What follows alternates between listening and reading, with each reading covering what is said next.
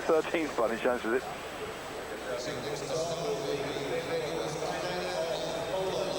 I don't think, in fact,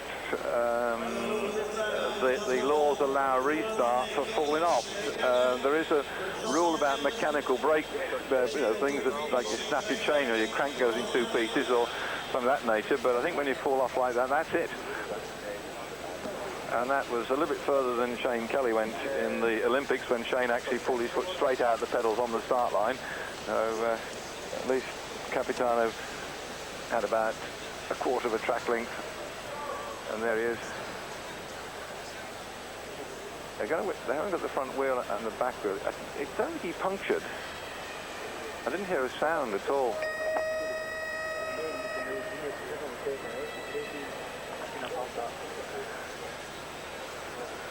So next to go then, Krejner from Poland, who finished in 6th spot in the Olympics, 104.697. As always, the seeding, we're getting the faster men coming in towards the back end. Fine view of this lovely roof of this great track in Manchester, and the crowd appreciating the efforts of these riders, because kilometre riding is one of sheer blood and guts. You've just got to ride yourself into oblivion, but you've got to calculate exactly right, so when you get to the end of it, you've got nothing left at all. So here he is then, Krejner going through 6th in the Olympics, 104.696, and he's got 104.541 to beat.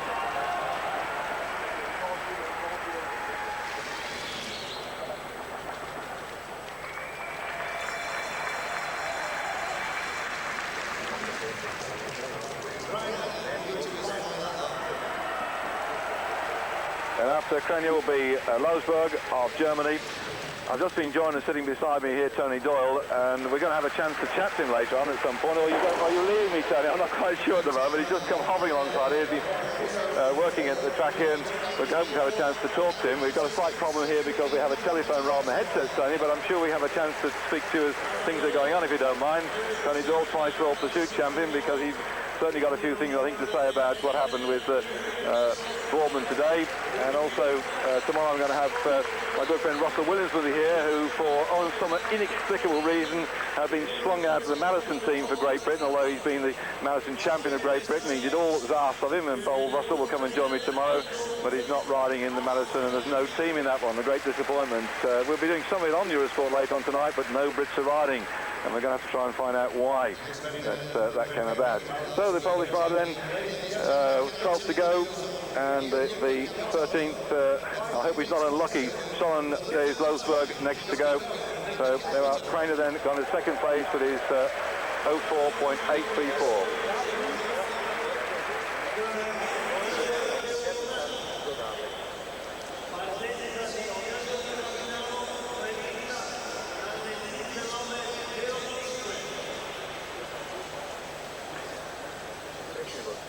In this kilometre time trial from Manchester, the World Championships, we've got down now to the 13th man on the start list, Soren Yves Losberg, who finished 4th in the Olympics, in the Olympic Games Atlanta just a couple of weeks ago. So let's see what Karśnicki and Szonn can do.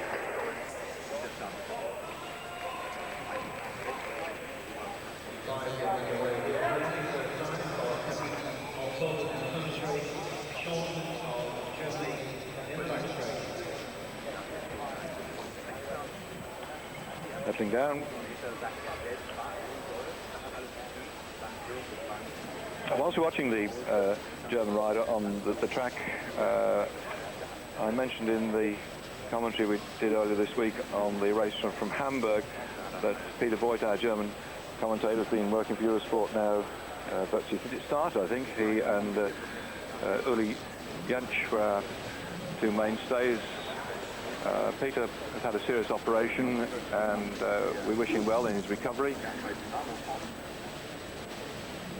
And sorry he's not here with us, but we've got a good replacement, and also we've got Lutz Hetzlik with us great sprint champion of years gone by.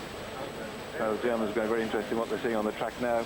But really their best pursuiter, Jens Lehmann, comes in the next heat. So 1:10 for the first kilometre.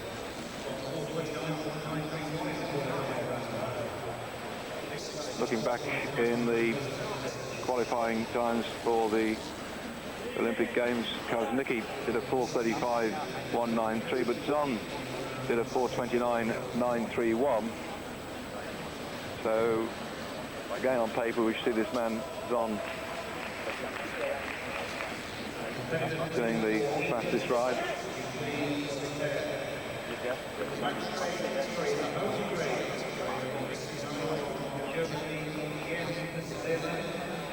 Probably in the background there, the two porters calling up the next heat, and this is the one they're going to be sitting on the seat. I think that that's a cheer already for Chris Boardman coming up. Karśnicki and Szonn are going to have to ride through a bit of a vacuum here because everybody's now looking for Chris to come forward. What they do, of course, in getting the qualifiers through here, that we've got the top 8 to go through into the quarterfinals. They'll pitch the fastest of the qualifiers against the slowest, and so on through the seeding. And it's going to be interesting to see just what that seeding is going to be, because Colinelli was the fastest in the Olympics, setting records both in the qualifying and in the quarterfinals. The main thing was when he set the world record, Colinelli, in the quarterfinals at 4:19.153, he had in fact lapped Yatsenko, who was the slowest of the qualifiers. And so Colinelli, having got the world record in qualifying, then in the quarterfinals breaking yet again, did so without being seriously threatened by the ride on the far side of the track.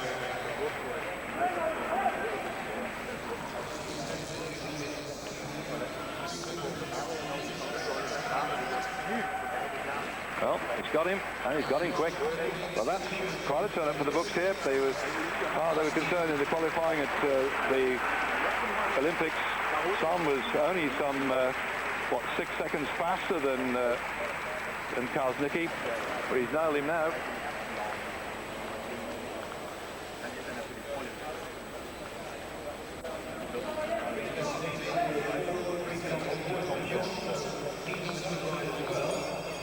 We are on the bell.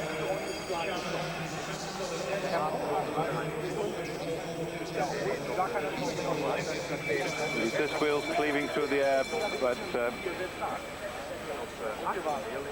Karśnicki not letting his man go too far down. 4:21.009. This is getting some event. Absolutely amazing.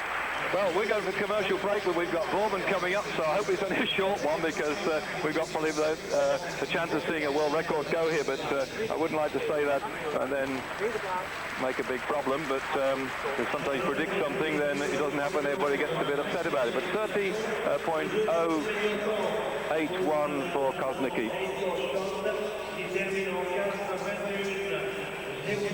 Yeah, that's right. So Szonn, very fast time reading out for you. You've got them on your screen.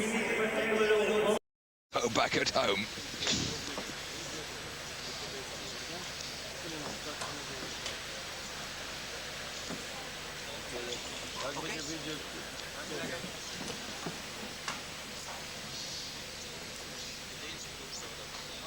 So as we're looking at the polls, another funny story that I heard today was earlier in the week, the British team were due to have a training session at 8 o'clock in the morning. I think it was Monday morning, actually.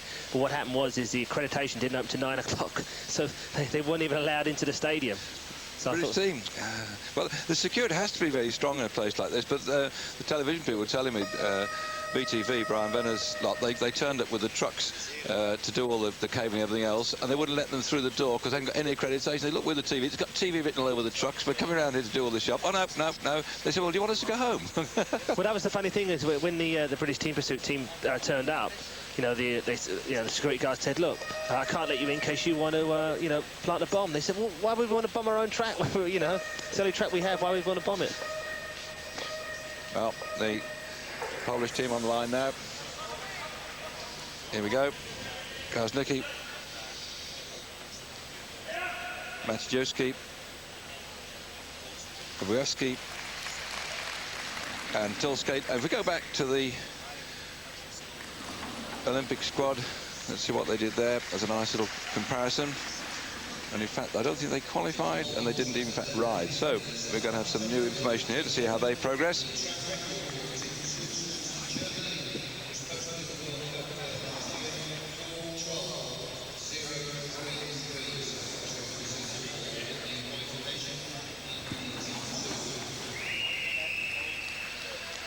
Just heard an answer to the question we've been asking here on our commentary point from Hugh Porter, that the track record set up by Germany in the World Cup was 4:12.033. So we've already seen that go. The Danes have broken that record, and that means that we'd probably like to see the record well and truly smashed as the event progresses.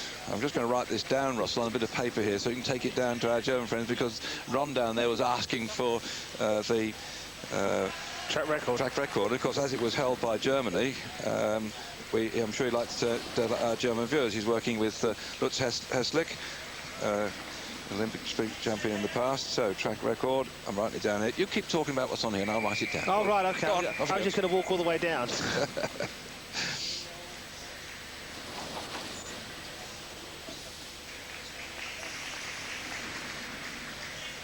So the four Polish lads just keeping well together. Nice technique, riding real close.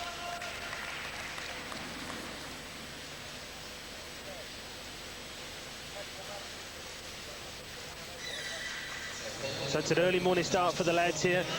Some of them been here since just after 8 o'clock warming up. It's quite exciting seeing over 40 riders, all team pursuers and different sprinters trying to warm up on the track.